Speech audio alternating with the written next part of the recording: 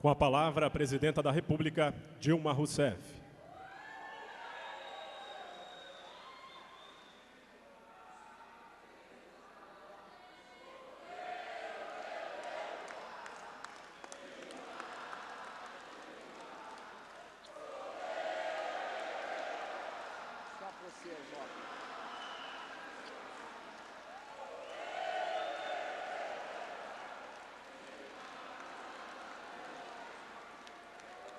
Povo lá. Boa noite a todos e a todas. Eu vou começar cumprimentando as companheiras delegadas e os companheiros delegados. Essa, sem dúvida, é a maior conferência feita pelos movimentos sociais que eu tenho notícia e verificado. Queria cumprimentar também os integrantes do Conselho das Cidades. Eu queria começar cumprimentando o Beto Aguiar, do Movimento Nacional de Luta por Moradia, o Eduardo Cardoso, da Central de Movimentos Populares, a Neide Carvalho, da União Nacional por Moradia, a Nelma Lisboa, representante do Poder Público Estadual, a Inês Damasceno, representante do Poder Público Municipal, o Carlos Comaceto, representante do Poder Público Municipal do Legislativo, o Expedito Solanei, representante dos trabalhadores, o Nilton Veloso, representante do segmento empresarial, o Yuri Silva Lima, representante de entidades profissionais, acadêmicas e de pesquisas, o Alexandre Pacheco, representante das organizações não governamentais. Queria cumprimentar os governadores que honram a essa conferência e a nós do governo federal com a sua presença. O governador do Distrito Federal, que nos recepciona, Agnello Queiroz, o governador em exercício de Sergipe, o Jackson Barreto, o governador do Acre, Tião Viana, o vice-governador do Mato Grosso, Chico Daltro. Quero cumprimentar aqui alguns ministros de Estado, e em nome deles vou cumprimentar todos os demais. Quero cumprimentar o Aguinaldo Ribeiro, ministro das Cidades. Quero cumprimentar o Gilberto Carvalho, ministro da Secretaria-Geral. Quero cumprimentar também a ministra Miriam Belchior, do Planejamento, Orçamento e Gestão. Quero cumprimentar aqui também o presidente da Caixa Econômica Federal, Jorge Hereda, porque com esses três ministros e o nosso companheiro presidente da Caixa, nós temos feito, com a colaboração dos demais ministros e dos demais integrantes do governo, nós temos feito esse esforço em prol da cidadania, ministro Aguinaldo, desse Ministério da Cidadania, ou do Ministério das Cidadãs e dos Cidadãos. Queria cumprimentar a senhora... Não, queria cumprimentar os senadores primeiro, Inácio Arruda e Ciro Nogueira. E os deputados federais, eu cumprimento o Nilmário Miranda, presidente da Frente Parlamentar pela Reforma Urbana. E também os seguintes deputados federais que estão aqui: Chico Lopes, Eduardo da Fonte, Fábio Reis, Givaldo Carimbão, Henrique Fontana, Hugo Leal, Jerônimo Gorgen, Luciana Santos, deputado Magela, Márcio Junqueira, Roberto Balestra, Zezéu Ribeiro. Eu quero cumprimentar, e deixei por fim, porque quero fazer a ela uma saudação especial. Quero cumprimentar a Bartília Lima da Costa. Não só porque ela falou em nome dos movimentos sociais que entregam conselho, do Conselho das Cidades, mas eu quero cumprimentar a Bartília, sobretudo pela sua dedicação a essa causa, porque, como mostrou o nosso ministro Aguinaldo, para as coisas se realizarem, há que ter companheiros dedicados, companheiros e companheiras dedicadas. A Bartília é uma dessas companheiras. Então, parabéns, Bartília, pela sua dedicação à causa das cidades, dos cidadãos, das cidadãs e da cidadania desse país.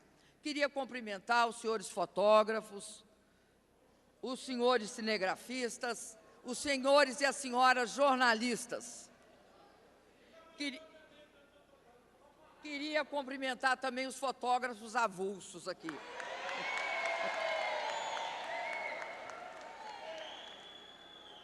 Esse pessoal fotógrafo, jornalista, aliás, esse pessoal fotógrafo tem de se cuidar, viu, Stuka? Porque eles tiram o emprego de vocês. Bom, a temática dessa conferência, da 5ª Conferência das Cidades, é uma temática importantíssima, porque ela sintetiza muito o momento presente. Primeiro, ela faz uma afirmação que é a afirmação da participação popular. Quem muda a cidade somos nós. Primeira afirmação. A segunda afirmação é um projeto, uma proposta, um programa e uma realização a ser feita. Reforma urbana já. E por isso que ela é inteiramente adequada à nossa situação. Primeiro, porque ela explica a importância da participação popular, mas dentro da participação popular, a importância da autodeterminação dos movimentos e a questão que muitas vezes nós chamamos de vontade política. Vontade política não é só do governo, não. Vontade política é dos movimentos sociais também. É a decisão que se toma de lutar por uma causa e de conquistá-la. Isso é vontade política. Além disso, eu acredito que quando se fala em reforma urbana já, nós estamos falando duas coisas. Primeiro, fazemos uma constatação, olha, é preciso reformar as cidades, porque senão ninguém ia falar reforma urbana já. E por que se fala? Por que a gente fala reforma urbana já? Frase com a qual eu concordo. Por quê? Porque as cidades são como, aliás, onde estão pessoas, onde vivem pessoas, sempre num país como o Brasil, são espaços onde houve concretizada a exclusão social que nesse país vem de mais de 400, 500 anos. E a cidade, sendo esse espaço, e havendo essa desigualdade, nós temos, portanto, de reformá-la. Essa é a primeira afirmação. A segunda afirmação é a urgência. É preciso fazer isso com urgência.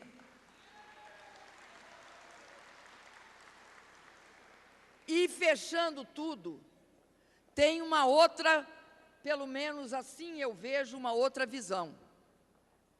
Nós conquistamos muitas coisas, mas não é suficiente o que nós conquistamos. Nós temos de avançar e fazer mais.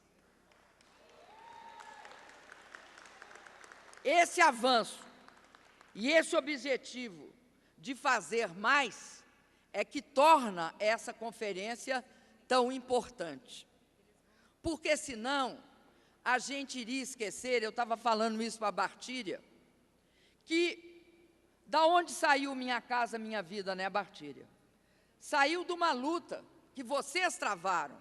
Vocês conseguiram 1 milhão de assinaturas para o FINIS, para aquele programa que pela primeira vez colocou na pauta, de uma forma contundente, com 1 milhão de assinaturas, habitação de interesse social. Sim, mas eu estou falando de habitação, ficha limpa também.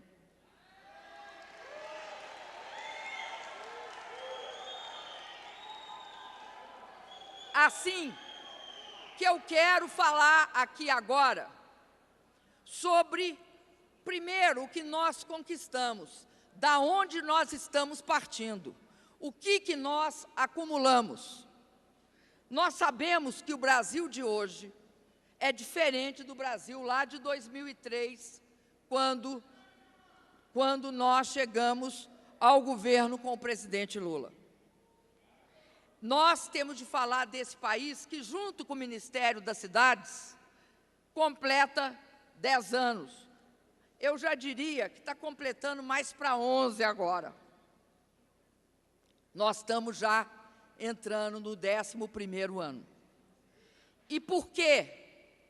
Por que eu quero falar dele? Porque foi nesse período que 36 milhões de brasileiros foram tirados da pobreza, sendo que 22 milhões nos últimos anos. Foi nesse período que 15 milhões de pessoas saíram da escuridão, apagaram os candeeiros, apagaram as velas, apagaram as lamparinas por conta do Luz para Todos.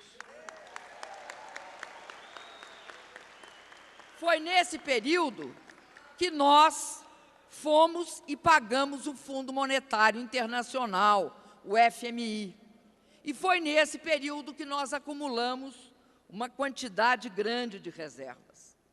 Mas foi nesse período que nós transformamos a política brasileira, a política econômica, a política social, e transformamos, portanto, toda a política de governo numa política voltada para o crescimento das pessoas no Brasil.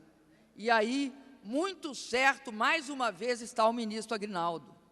Um governo não pode fazer política para as coisas, como muitas vezes se faz, olhando o quanto de cimento, o quanto de ferro ou os números.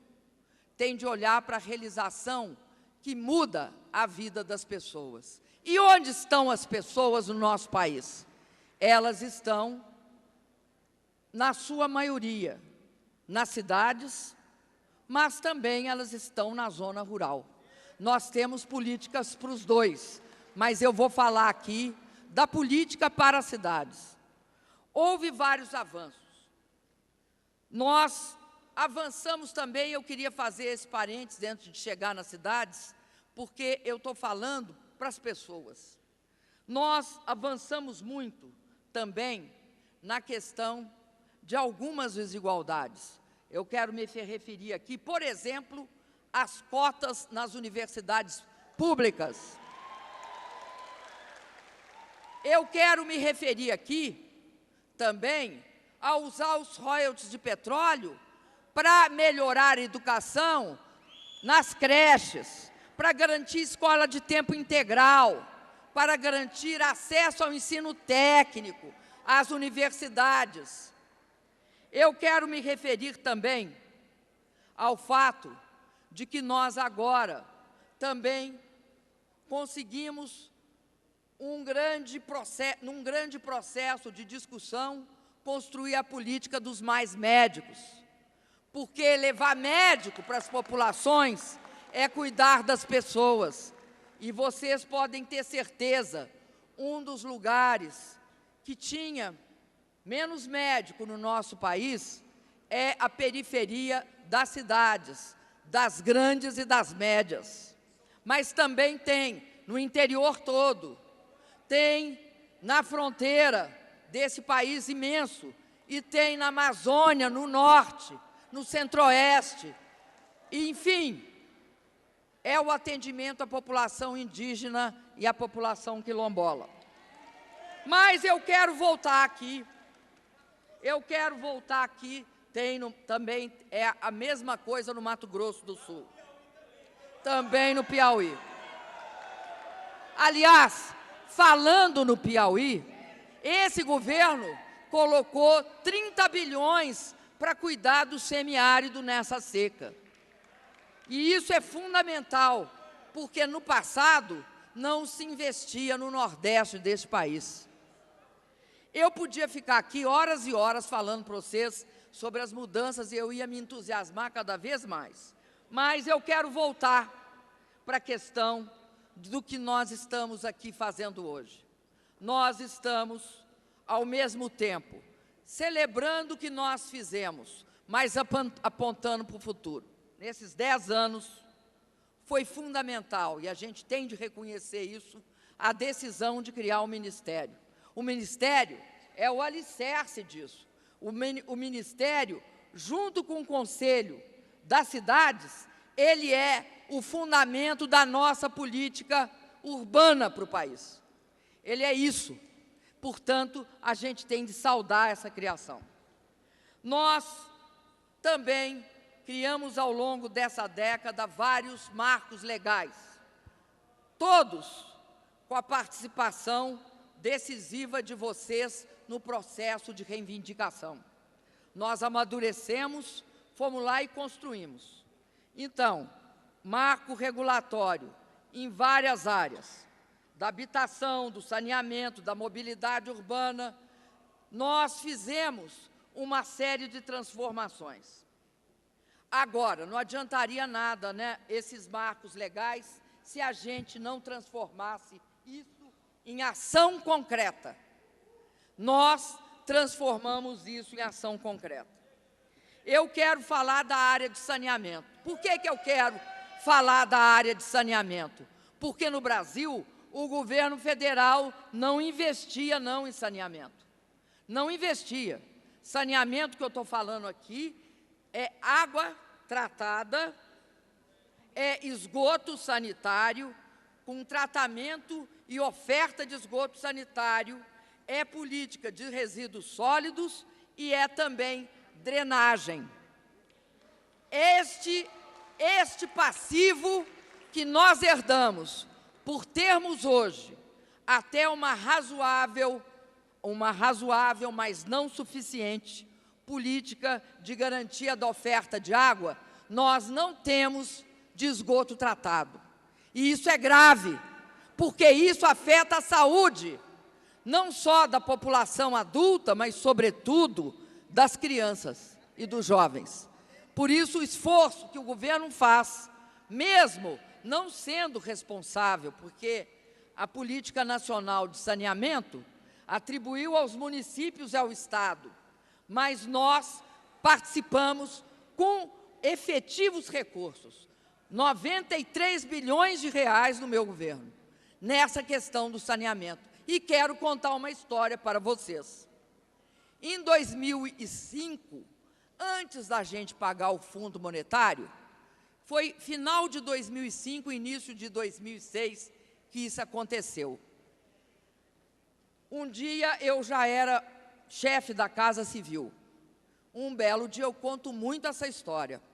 Um belo dia, um companheiro lá da fazenda entrou na minha sala e disse: ministra, eu era ministra da Casa Civil, ministra, eu estive conversando com o pessoal do FMI e eles vão autorizar o governo federal a investir 500 milhões no saneamento. Gente, 500 milhões é 0,5% do que nós investimos. 0,5%. Para vocês terem uma ideia da onde nós saímos. Nós saímos, aquela curva do Aguinaldo, ela vale não só para habitação, ela vale também para o saneamento. Nós saímos lá de baixo, porque hoje uma cidade no Brasil recebe 500 milhões, e não o país inteiro.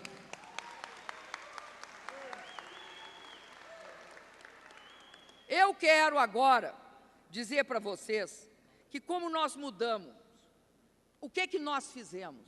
Nós, através de um processo, e aí nós que eu estou falando, é o governo do presidente Lula e o meu governo, nós olhamos com outros olhos para a questão urbana e, sobretudo, para essa questão que está escondida, que ninguém gostava de investir, porque saneamento é isso, é o quê?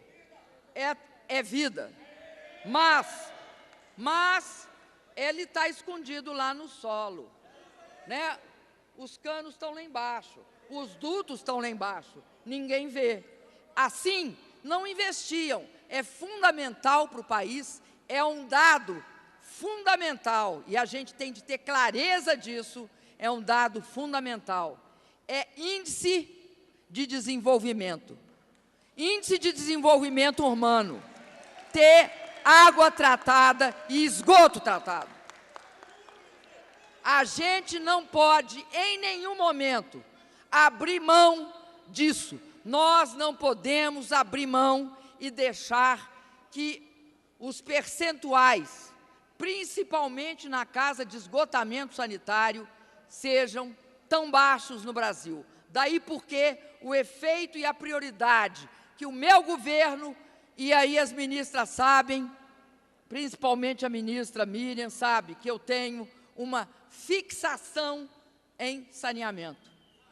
Principalmente naquele que é mais difícil de fazer e que é o mais complexo e precisa de um olhar que não olhe só uma região. Precisa de obra estruturante, que olhe um conjunto de regiões, principalmente nas metropolitanas.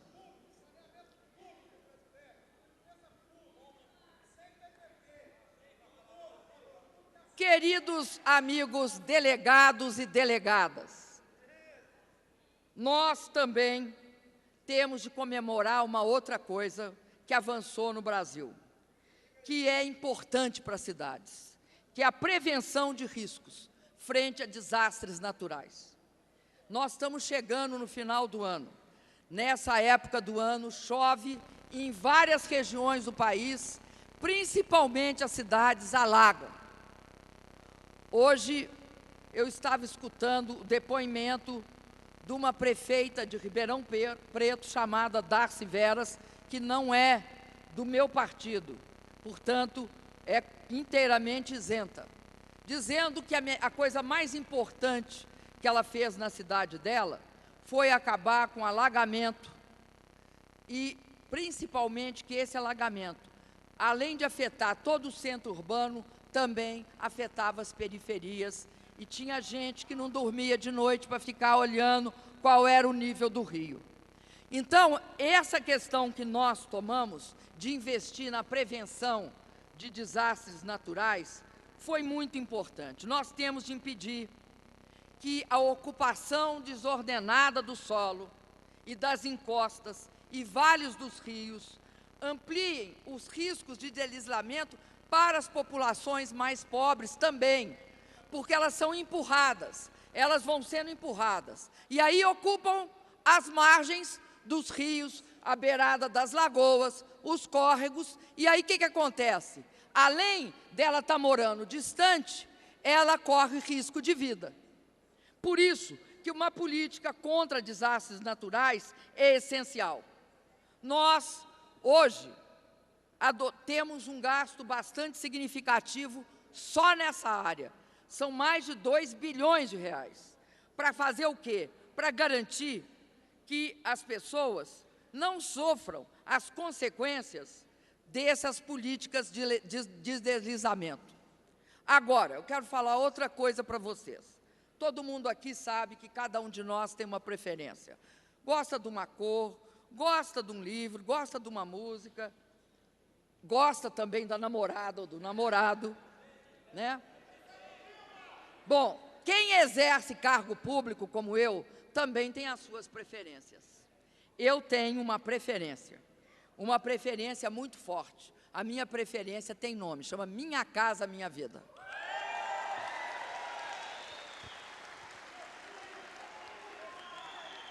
A preferência, e você sabe como é que é, mãe vai entender o que eu vou dizer. Quanto mais difícil, quanto mais trabalho, quanto mais esforço, quanto mais preocupação a gente teve com o filho, mais a gente gosta dele. Eu gosto muito do Minha Casa Minha Vida. Por que eu gosto? Primeiro, porque o Minha Casa Minha Vida rompe com um princípio extremamente errado, que era o princípio que eu ia contar com o setor, o mercado, para resolver o problema da habitação no país. A gente pode ficar esperando sentado que não iríamos resolver o problema habitacional no país se a gente não resolvesse um problema muito simples.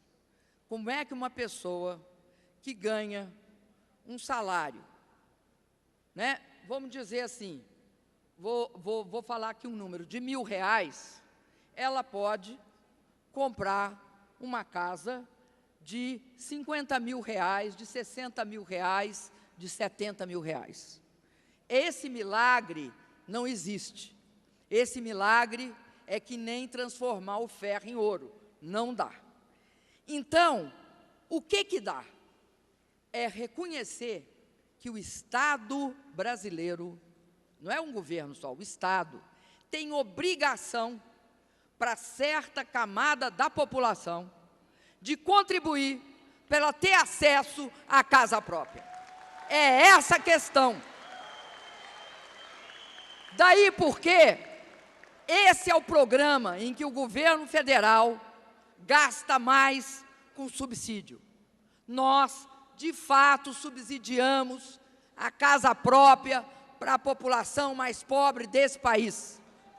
E não é uma questão de esmola, não é uma questão de dádiva, não é um presente, é uma obrigação e, portanto, da parte do Estado, e é um direito do cidadão e da cidadã, da parte da população. Essa é a diferença fundamental desse programa. Ele foi feito para cidadãos e para cidadãs, com direito pleno e direito ao dinheiro público. Direito a esse dinheiro público. Eu lembro muito bem o quanto foi um esforço fazer esse programa, né? Eu lembro direitinho que, no início, queriam fazer 200 mil casas, depois queriam fazer 500 mil casas. E nós conversamos, o presidente Lula dizia assim para mim, mas é um absurdo, 200 mil casas, isso não dá para nada. E aí, forçamos lá em 2009, né? Tem muita gente aqui que participou disso, né? Eu lembro de vários, não vou citar, se eu citar um e o outro não citar o outro, dá aquele ciúme, né, Donizete? Está lá ele morrendo de ciúme. E aí, o que aconteceu? Bancamos que ia ser 1 milhão. O que falaram de nós? Isso é mentira, não fazem. Esse povo não faz 1 milhão de casas, mas nem que a vaca tussa. Era isso que falavam. Mas falavam mesmo, é só pegar o jornal e olhar se não falavam. Aí, né, no final, até o final do governo do presidente Lula, portanto, 1 ano e 4 meses, do dia que a gente lançou o programa, nós conseguimos, no esforço imenso, contratar 1 milhão de casas. Conseguimos, fomos lá e contratamos 1 milhão de casas. A Caixa ajudou, o Ministério das Cidades liderou, planejamento ajudou, todo mundo ajudou, e foi contratado 1 milhão de casas que foram sendo construídas, muitas entregues no meu período de governo. Mas veja bem vocês hoje, uma coisa que o Aguinaldo falou, nós aprendemos, nós não fazemos mais só 1 milhão. Hoje, aliás, hoje não, no dia 31 de outubro, na virada do 31 para o 1º de novembro, nós conseguimos, esquece esse 1 milhão, nós contratamos, de 2011 até hoje, 2 milhões de moradias. Então, se você contar do momento do presidente Lula lá 2009 até hoje, são 3 milhões. Mas eu vou ficar na minha e falar que nós contratamos 2 milhões, porque senão amanhã vão dizer, ela está falando que contratou 3 milhões e ela contratou 2 milhões. Nós contratamos, no meu período de governo, 2 milhões. E quero avisar que os restantes 750 mil serão contratados. E quero avisar mais outra questão. Nós estamos avaliando agora a continuidade do programa nós estamos avaliando o quê? O tamanho agora do desafio que nós vamos colocar para nós mesmos. Começamos em 1 milhão, passamos para 2 milhões e 750 e agora vamos colocar um outro padrão para ser seguido, independentemente do que ocorra em 2014, é uma proposta que todos vocês saberão para poder garantir que ela ocorra, chova ou faça sol. Essa proposta é fundamental para a continuidade do programa, uma vez que a gente sabe que o déficit habitacional do Brasil não foi superado. Bom, o Aguinaldo já falou do Minha Casa Melhor, eu não vou ficar aqui insistindo nisso, mas eu vou falar da outra coisa que eu me orgulho. É que até agora, além da gente contratar 2 milhões, nós conseguimos construir 1 milhão e 400 mil casas, portanto, atendemos a 1 milhão e 400 mil famílias. E isso é algo que ninguém, quando vê a chave sendo entregue, vê as pessoas ganhando uma imensa autoestima, vê as pessoas melhorando fundamentalmente a vida delas e da família, dos filhos, dos amigos, dos parentes. E aí eu quero dizer uma coisa para vocês. Eu vi uma pesquisa, a pesquisa do IPEA. O IPEA é aquele instituto de pesquisa do governo. Mas é um instituto extremamente competente, técnico e insuspeito. Fez uma pesquisa com as famílias do Minha Casa Minha Vida.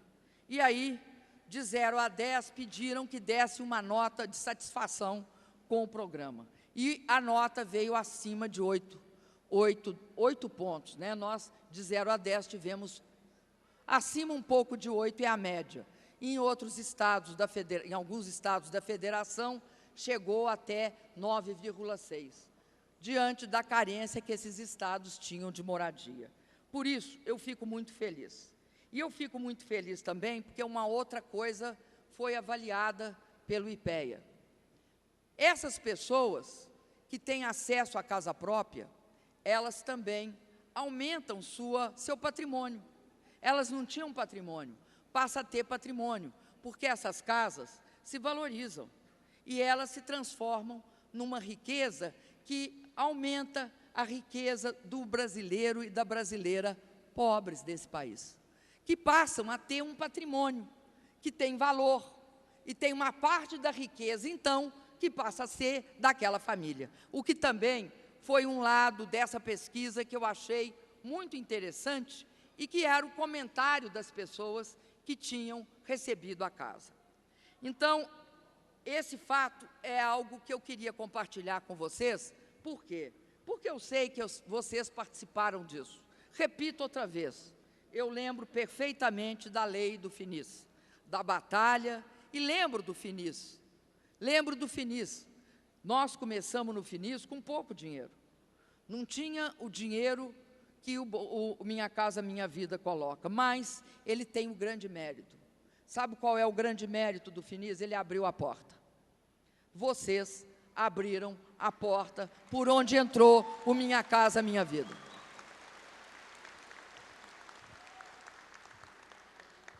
E eu queria falar para vocês uma coisa além disso, que Na questão da reforma urbana, alguns direitos fundamentais estão lá na base dela.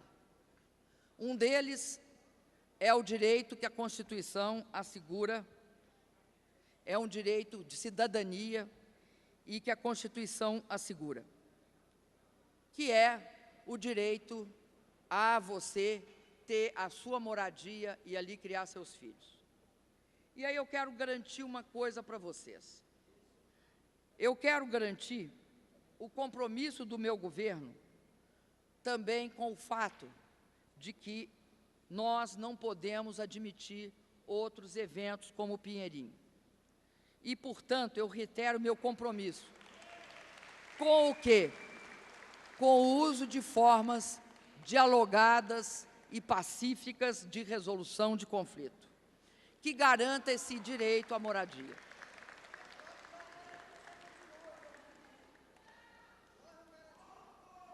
Eu quero dizer para vocês que esse é o compromisso do governo federal, de forma pacífica e dialogada, resolver e propor a participar da resolução de conflitos. A gente tem de avisar para todo mundo, porque conflitos fundiários urbanos existem nesse país, em todos os lugares. E acho que esse país tende a amadurecer cada vez mais nos processos democráticos. E processo de resolução de conflito, pacificamente, com diálogo, é característica intrínseca da democracia.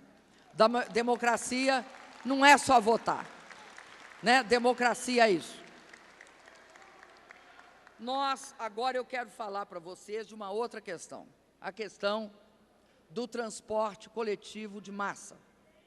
O transporte coletivo de massa é uma das questões fundamentais das grandes cidades, principalmente daquelas grandes cidades como São Paulo, que tem 20 milhões de habitantes na região metropolitana e 11 milhões só na cidade, além de Belo Horizonte, Porto Alegre, Curitiba, Fortaleza, Recife, Brasília, Goiânia, todas as capitais, mais as cidades médias e mais as regiões metropolitanas. Eu não tenho como citar aqui se eu não me engano, 270 cidades brasileiras acima de 500 mil habitantes.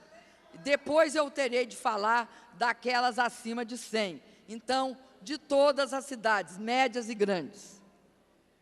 Eu considero que uma das questões mais importantes que o meu governo fez nesse período foi fazer o programa de mobilidade urbana. Por que que esse programa é essencial? Porque uma das questões políticas relevantes é o tempo. Pode saber que o tempo é um objeto que interfere na vida das pessoas. O tempo. Quem tem mais tempo? Uma pessoa mais rica ou uma mais pobre? A mais rica. Então, a forma pela qual o tempo é agarrado por cada um dos moradores de uma cidade é algo importante. Daí, se você fica 4 horas no transporte para ir para o seu trabalho e mais 4 horas para você voltar do trabalho, como uma senhora moradora da periferia de São Paulo me disse que ela ficava, é algo muito grave.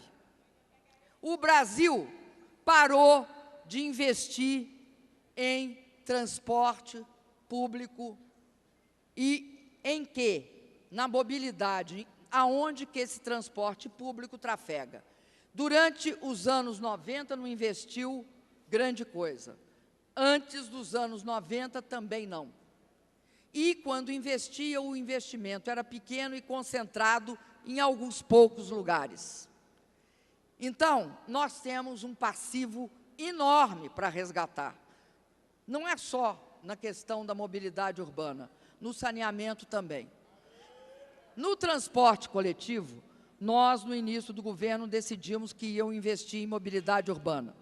Então, nós investimos 93 bilhões de reais até junho desse ano. Com as manifestações de junho, e vendo agravar o problema, nós botamos mais 50 bilhões, fizemos um esforço, limpamos o caixa e botamos mais 50 bilhões, totalizando 143 bilhões. Para quê? Para 3 coisas que são importantes. Primeiro, prioridade para o transporte em trilho. Pode ser trem interurbano, mas é metrô. E é também corredor, BLT e VLT. E também, para interligar tudo isso, criar bilhete único e diminuir a tarifa de ônibus. É bom lembrar que o governo federal, antes de qualquer manifestação, tinha desonerado o PIS/COFINS das empresas de ônibus. É bom lembrar disso. Nós tínhamos desonerado. Então, nós passamos a investir em metrô. E é bom lembrar mais uma coisa. Eu não sei se vocês sabem, mas nos anos 80 dizia o seguinte: o Brasil não tem de ficar investindo em metrô. Ah, não tem não. O Brasil é um país pobre, não precisa de investir em metrô. Faça só ônibus que dá certo. Isso é uma visão, né, como dizia um grande escritor brasileiro, que gostava também muito de futebol, que chamava Nelson Rodrigues, e que esse ano faz 100 anos, ele dizia que isso era complexo de vira-lata. Complexo de vira-lata, ele disse, porque na véspera do Brasil ganhar uma Copa, estava todo mundo dizendo que o Brasil ia perder. E ele disse, isso é complexo de vira-lata, o Brasil vai ganhar. Então, não poder investir em metrô, porque a gente não era um país desenvolvido como eles queriam, é um absurdo.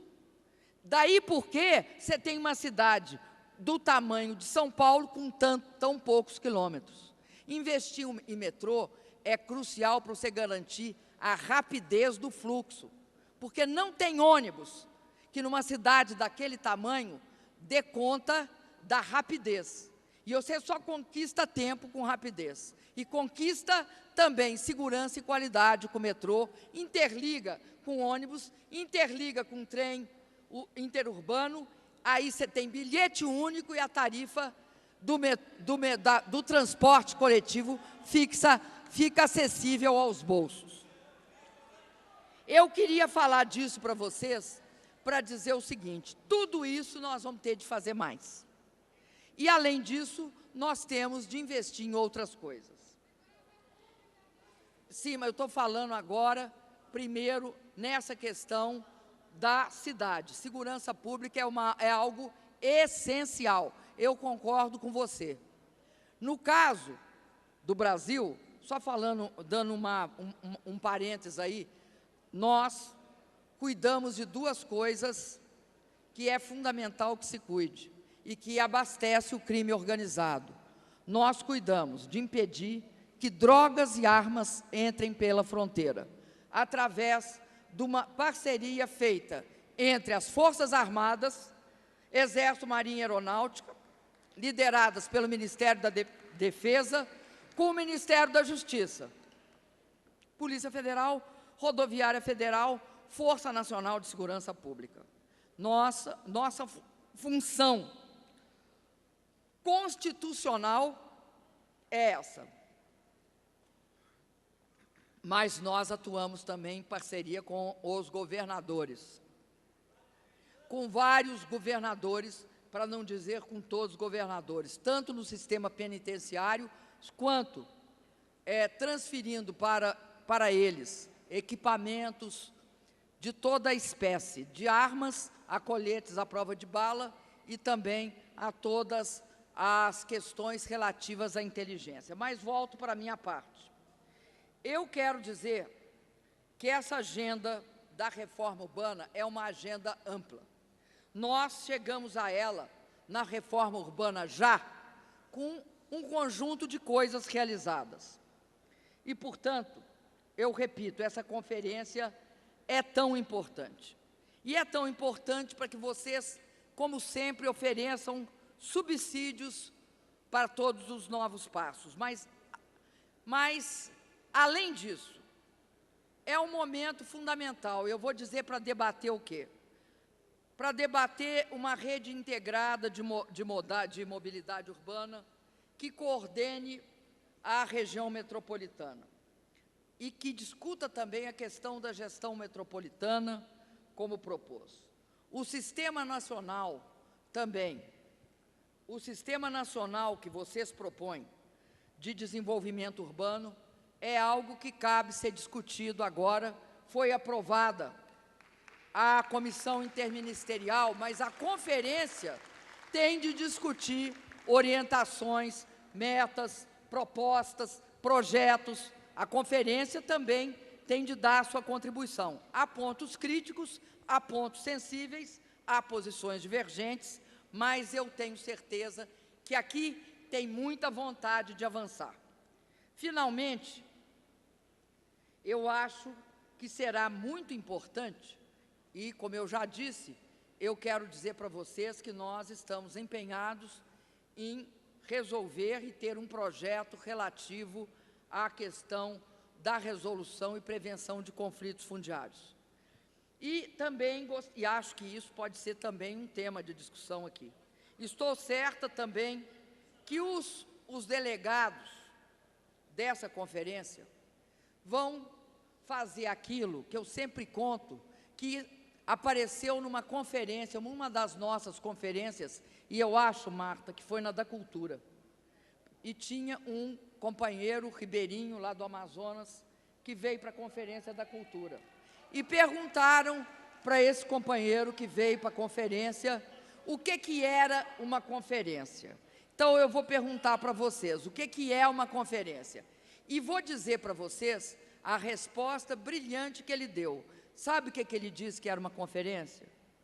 Uma conferência, segundo esse companheiro, era uma conferência para conferir se tudo estava nos conformes. Eu acho que é uma definição muito simples. Nós estamos numa conferência para conferir se tudo está nos conformes, o presente, o passado e o futuro. Daí porque eu desejo a todos vocês que vocês fiquem e aproveitem esses 4 dias. Nós precisamos, o Brasil precisa, o governo precisa, a sociedade precisa da participação de vocês para conferir se tudo está nos conformes. Muito obrigado.